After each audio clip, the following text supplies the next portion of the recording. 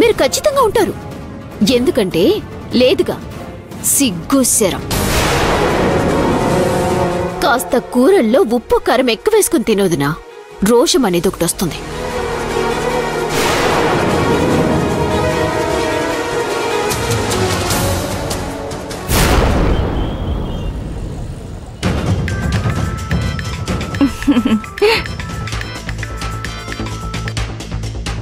Hello, ఏంటి చాలా బిజీనా? Doctor అన్న తర్వాత ఎప్పుడు బిజీగానే ఉంటాం. పార్టీకి రావా? ఏంటి రావాలా? రావడం ఎలా కుదురుతుంది? సరే, రేపు పార్టీకి వస్తాను. అదేం లేదు, తప్పకుండా వస్తాను. మర్చిపోకు. నేను తర్వాత ఫోన్ చేస్తాను, పెట్టేయ్. పర్మిషన్ లేకుండా అలా రాకూడదని తెలియదా? ఎందుకొచ్చావు? పనుండి వచ్చాను. ఏం పని? భూమికి వేళ కాని వేళలో ఇంజెక్షన్ ఎందుకు చేస్తున్నారు? టైం టు టైం ఇంజెక్షన్ ఇస్తేనే కదా నీ భార్య జబ్బు తగ్గేది.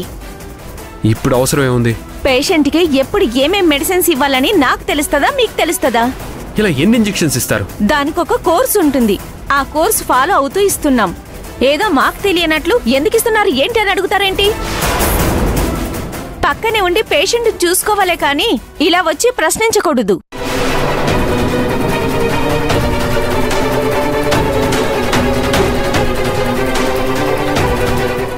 డాక్టర్ గారు, నా ఫోన్ కొంచెం పనిచేయడం లేదు. ఒక ముఖ్యమైన కాల్ మాట్లాడుకోవాలి. మీ ఫోన్ ఇస్తారా? నా ఫోనా? నేనివ్వను. మేడం, మీరు చెప్పిన టాబ్లెట్స్ మన స్టోర్లో లేవు. అమాక్సిన్ ఇవ్వు. Okay madam. సరే సిస్టర్, అతని ఫోన్ పనిచేయట్లేదంట. నీ ఫోన్ ఒకసారి ఇవ్వు.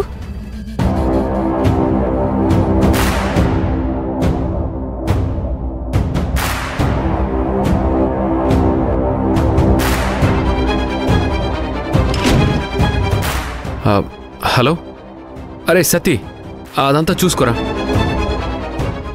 ఓకే ఓకే, అలాగే నేను వస్తాను. ఉంటా.